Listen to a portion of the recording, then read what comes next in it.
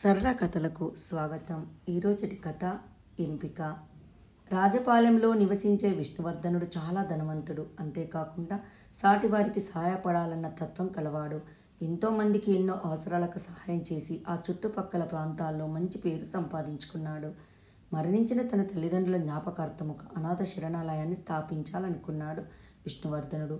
దాని నిర్వహణ సక్రమంగా జరిగేందుకు సేవా దృక్పథం గల ఒక వ్యక్తిని నియమించాలని భావించి అందుకోసం ఆ ప్రాంతమంతా దండోరా వేయించాడు.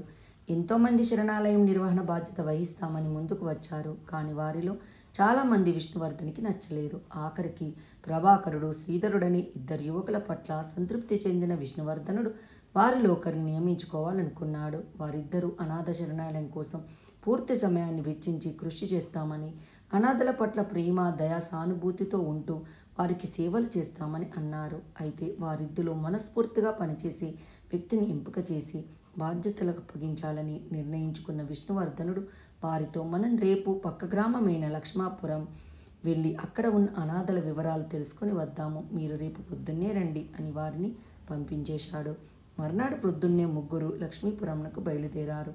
మిట్ట మధ్యాహ్నం వేళకు ఆ ఊరికి చేరుకున్నారు. ఎండ తీవ్రత బాగా ఉంది. అంతలో అక్కడ వారికి ఒక దృశ్యం కనిపించింది. ఒక చెట్టు కింద కాళ్ళు లేని వృద్ధుడు పడి ఉన్నాడు. దాహం దాహం అంటూ మూలుగుతున్నాడు. దారిన పోయే వాళ్ళెవరూ అతని గురించి పట్టించుకోవడం లేదు. అది గమనించిన శ్రీధరుడు గబగబా వెళ్ళి సమీపంలోని ఒక చేదబావి నుండి మంచినీళ్లు తెచ్చి ఆ వృద్ధుని చేత తాగించాడు. దాహం తీరిన వృద్ధుడు శ్రీధరుని వైపు కృతజ్ఞతగా చూశాడు. శ్రీధరుడు చెయ్యి ఆసరగా వేసి అతన్ని లేపి కూర్చోబెట్టాడు. ప్రభాకరుడు అలాగే చూస్తూ ఉండిపోయాడు.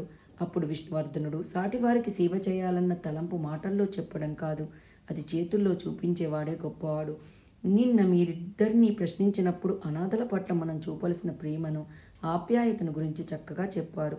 కానీ మీ మాటల ద్వారానే నేను చేపట్టిన ఈ మంచి కార్యక్రమానికి మిమ్మల్ని ఎంపిక చేయకూడదని భావించి ఈరోజు ఇక్కడికి తీసుకువచ్చి మీ సేవా తత్పరతను ప్రత్యక్షంగా చూడాలనుకున్నాను.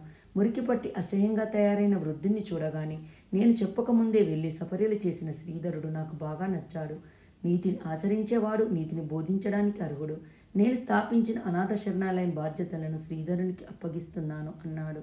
తన లోపాన్ని తెలుసుకున్న ప్రభాకరుడు తల వంచుకొని అక్కడి నుంచి వెళ్ళిపోయాడు.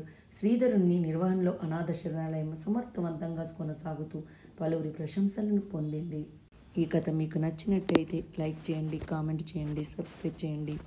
నోటిఫికేషన్ల కోసం పక్కనే ఉన్న బెల్ ఐకాన్ క్లిక్ చేయండి. Thank you.